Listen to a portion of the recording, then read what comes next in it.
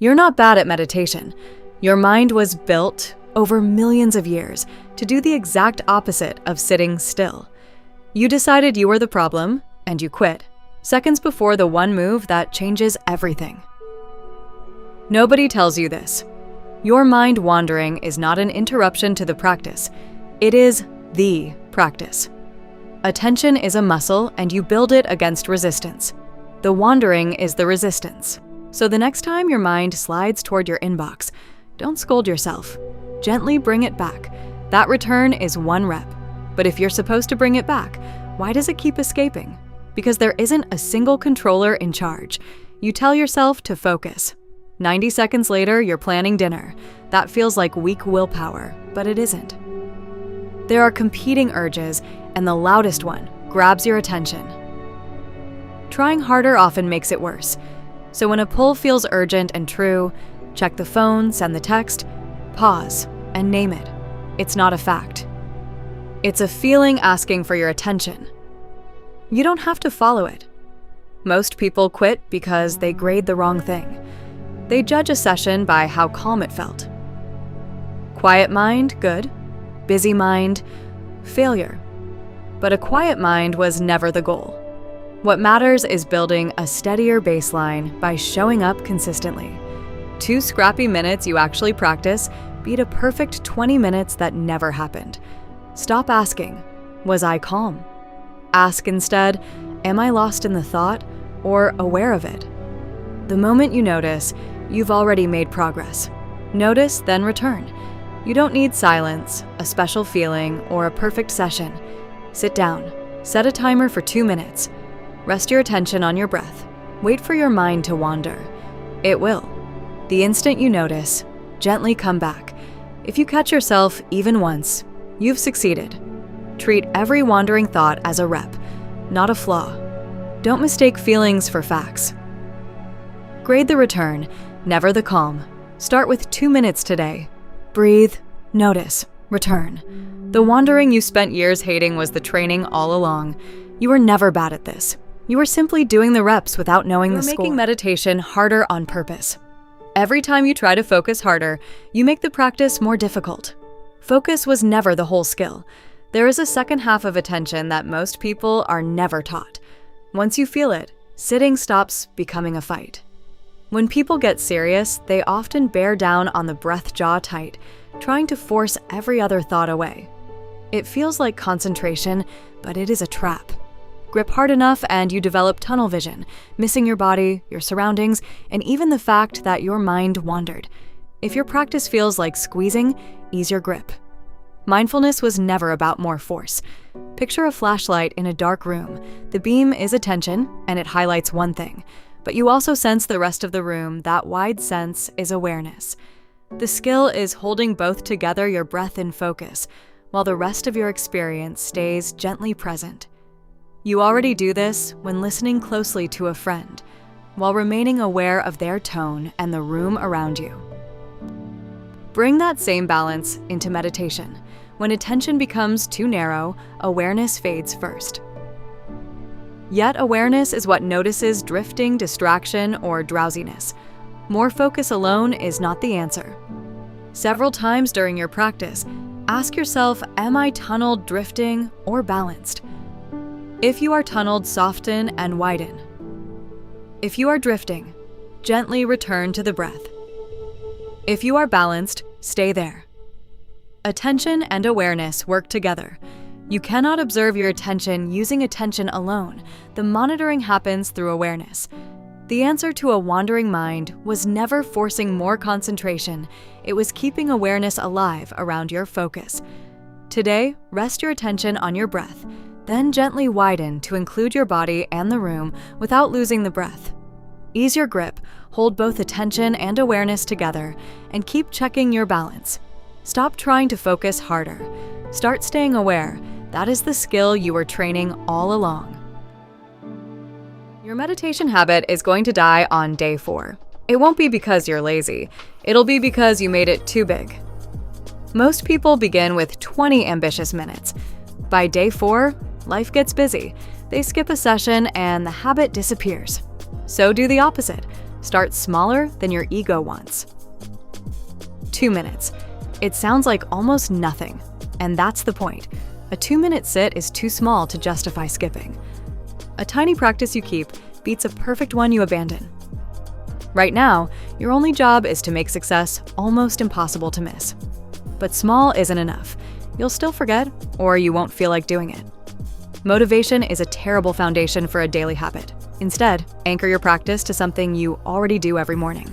Right after you pour your coffee, sit for 2 minutes. Let the existing habit become the reminder so you don't have to rely on motivation. Even with a good system, one bad day can still happen. Missing once isn't what ends a habit. Missing twice is where quitting begins. If you miss today, tomorrow becomes non-negotiable. Then track just one thing. Did I sit today? Yes or no?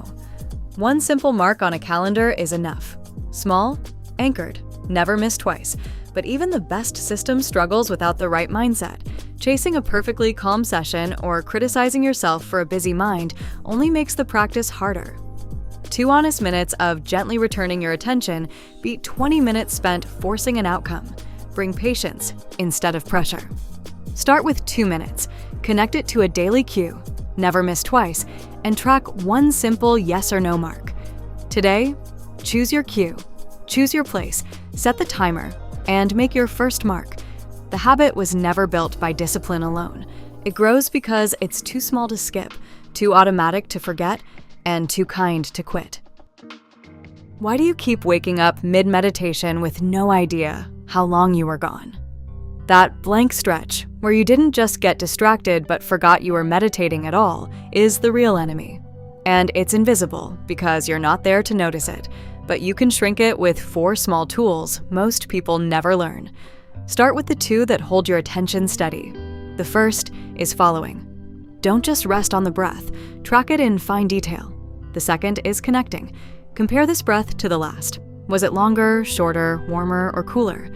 That small act of connecting one breath to the next keeps attention interested, so it stops sliding into fog. When your focus feels loose or dull, don't grip harder.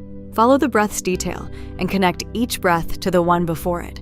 But holding on isn't the whole job.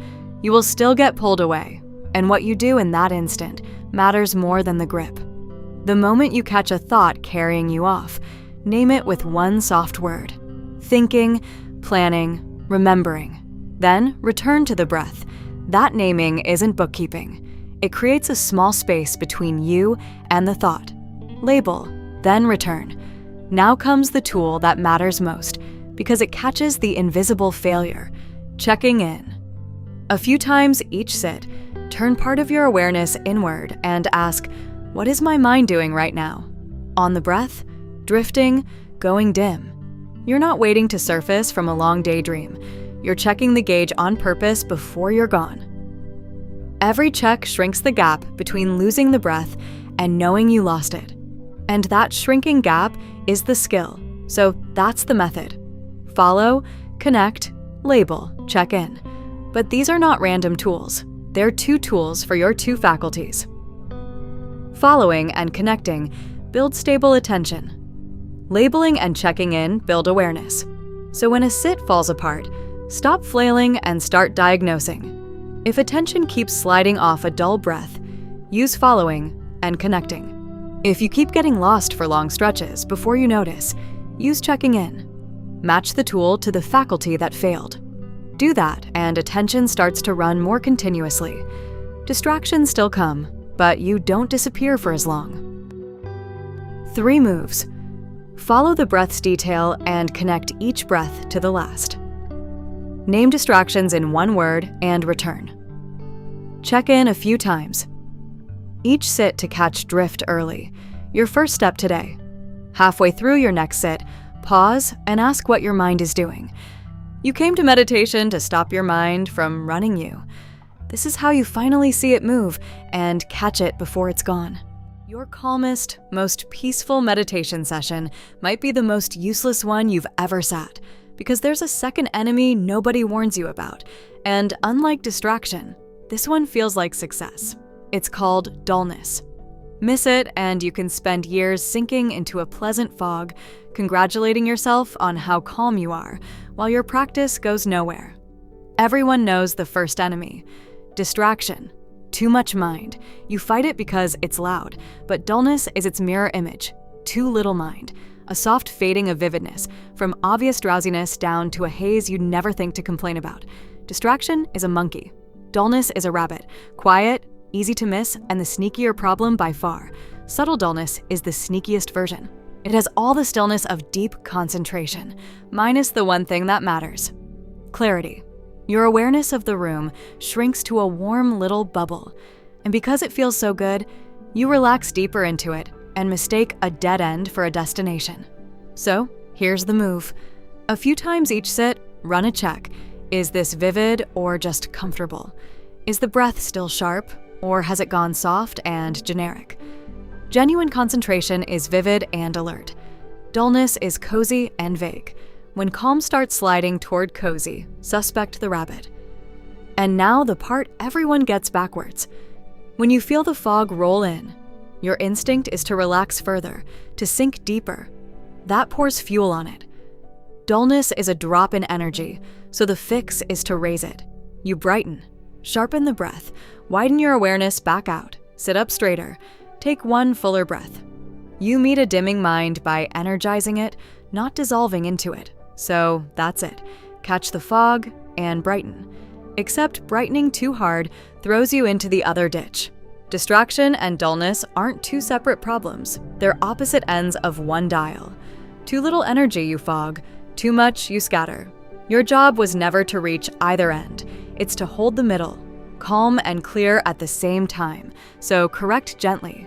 A touch more energy when you dim, a touch more ease when you tighten. Never slam the dial. The line to keep is this: calm without clarity is a dead end. The moment a sit turns pleasant and quiet, that's not the finish line. It's your cue to check whether the lights are still on. 3 moves. Check vividness, not just calm, a few times each sit. When you're dim, brighten, sharpen, widen, sit up. Correct gently toward the middle, never into agitation. Your first step today, next sit. When it goes quiet, ask one question: vivid or just cozy? The calm you were chasing was never the goal. Clear, wide-awake stillness is. And now you can finally tell them apart. You're about to learn how to feel a craving at full strength and let it pass without a shred of willpower. Cravings, anger, and anxiety do not run your life by being strong. They run it by arriving in disguise. They feel like facts. The urge to check your phone does not feel like an urge. It feels like something you genuinely need to know. But a feeling is information, not a command. Feel it without acting on it, and it loses almost all its power. Picture getting struck by an arrow and call that the first arrow. Now picture, right after, adding a second arrow yourself. The reaction, the story, the spiral, the replay. The first arrow is what happens. The second is what you add, and it is optional. So catch the second arrow before you create it. Feel the first, skip the second. But how when it feels so loud? You do not fight it because fighting a craving locks your attention onto it, and attention is fuel. Instead, use 4 moves. Recognize. Name it. This is a craving. Allow. Let it be there without wrestling with it. Investigate. Move out of the story and into your body and ask where you feel it. Where do you feel it? A pull in your chest or a tightness in your stomach? Then non-identify. See it as a wave passing through you, not as who you are. Then something changes and you stop feeding it. A craving makes a promise. Do this and you will feel better. When you feel it fully but do not act on it, the loop starts to weaken. The craving rises and then fades. You did not have to beat it. You simply let it pass. So that is the method. Feel it, do not fight it, and watch it pass. There is a deeper reason this works, because that overwhelming "I need this" feeling is not solid. The moment you investigate it, it breaks into simple physical sensations. You cannot obey a sensation. You can only observe it. That is the difference between "I am anxious" and "there is anxiety, and I am aware of it." In the first, you are swept away, and in the second, you are standing on the riverbank, watching the water flow by. One small shift creates distance, and the feeling no longer drives your actions. One honest caution: this is for everyday cravings, worry, and irritation. For trauma or depression that will not lift, this is not the whole answer, and trained professionals can help. Reaching out is a sign of strength, not failure. 3 moves catch. The second arrow, feel the discomfort and skip the story. Use the 4 steps on any strong urge. Recognize, allow, investigate, and non-identify. Let it rise and fade instead of fighting it. Your first step today is the next time a craving hits name it, find it in your body and watch it pass. You are not the feeling, you are the one who noticed it. That part of you has always been free. Almost everything you've heard about meditation rewiring your brain is exaggerated. A lot of the research is small, shaky, and oversold. But underneath the hype, a handful of findings are solid, and they change how you should practice. Start with the discovery that reorganizes everything, the difference between a state and a trait. A state is how you feel during or right after a session, calm and pleasant. It's also temporary. It fades by lunch. A trait is a lasting shift in your baseline, how you are on an ordinary Tuesday when you're not meditating at all. Think of it as weather versus climate. A calm session is good weather. What you're actually training is the climate. And here's the mistake almost everyone makes. They chase the weather. You judge your practice by how good the session felt. Blissful sit, success. But the session was never the prize. The prize is what changes underneath. You recover from a stressful email faster, or you get hooked by a bad mood less. So change what you measure. Once a week, don't ask how your sits felt. Ask, am I recovering quicker than I used to? Getting less hooked. That shift, where the after slowly becomes your new before, is the entire point. But which changes are actually real? This is where honesty matters. A few things genuinely hold up across good studies. Attention gets sharper and steadier. Your stress system calms faster after it fires. Compassion measurably increases. And over years, even your sense of self can loosen. Those are real. But real does not mean miraculous. At a normal daily dose, the gains are solid and modest, not headline transformations. Those dramatic brain rewiring results mostly come from people with thousands of hours on the cushion. So expect real, expect modest, and don't quit at week 3 because you don't feel reborn. So that's it. Chase traits, not states, and be patient. Done. Except there's one more piece, and skipping it wastes your time. Not all meditation does the same thing. Focused attention builds concentration. Loving kindness builds warmth. Open awareness builds the ability to watch your own mind. They're different exercises, so doing one and expecting another's payoff is like running to get better at the piano. Match the practice to the goal you have. 3 moves. Track your baseline, not your best session. Weekly, ask if you recover faster and get hooked less. Expect real but modest gains at a normal dose and give it months, not days. Pick the practice that trains the exact thing you want. Your first step today, name the one trait you're actually after, like calmer under stress or sharper focus, and choose the practice that builds it. Stop asking whether meditation works. Ask whether your baseline is moving. That's a question science can answer. And so can 2 in the morning. You're replaying a conversation from 6 years ago, rehearsing an argument that will never happen, and you forgot you were even trying to sleep. That's your mind doing the one thing it does compulsively. Time travel. It drags you into a past you can't change or a future that doesn't exist, narrating in a voice you've mistaken for you. Almost all your suffering lives in those 2 places. Almost none of it is here. Anxiety works the same way. Psychological fear is always about a then, never a now. You're not afraid of this second, but of an imagined then. Anxiety needs a future to live in. So next time dread has you, ask one blunt question. What is actually wrong right now, in this exact moment, not in an hour, now? Usually the honest answer is, nothing I can't handle. The threat was never here. It was in the time machine, but you can't tell yourself to stop thinking. That's like being told not to picture an elephant, so don't fight the thoughts, exit them. You already have the door, your direct experience of this moment. The breath, the weight of your body, the sounds in the room before your mind labels them. That's not thinking about the present, it's dropping into it. You can't be lost in a story and feel the air at your nostrils. So when the spiral starts, take a door. Breath, body, or sound. So that's the whole move. Spiral, notice, step into now. Except two things make this real. First, this isn't about erasing thought or living detached. You still plan deliberately when planning is the task. Then you come back. Presence isn't the enemy of planning. It's the enemy of the same worry looping for the 9th time, solving nothing. Second, and it matters even more, presence is a tool for the spiral, not a way to dodge your life. If something is really wrong right now, a real problem that needs action, then face it and do the thing. And if dropping into now ever tips into feeling unreal, foggy, or detached from yourself, that's not the goal. It's a sign to stop and reach out to someone who can help. Presence is for meeting your life, not leaving it. 3 moves. Ask what's actually wrong right now, and watch the future fear lose its fuel. When you catch a spiral, take a door into the present, breath, body, or senses. Save presence for the loop, not for problems that need action. Your first step today. Next time you catch yourself time traveling, feel 3 breaths first. You will never stop the voice in your head, but you can stop living inside it, and the way out was never another thought. It was this, right here, now. You're making one mistake that quietly cancels out your whole meditation practice.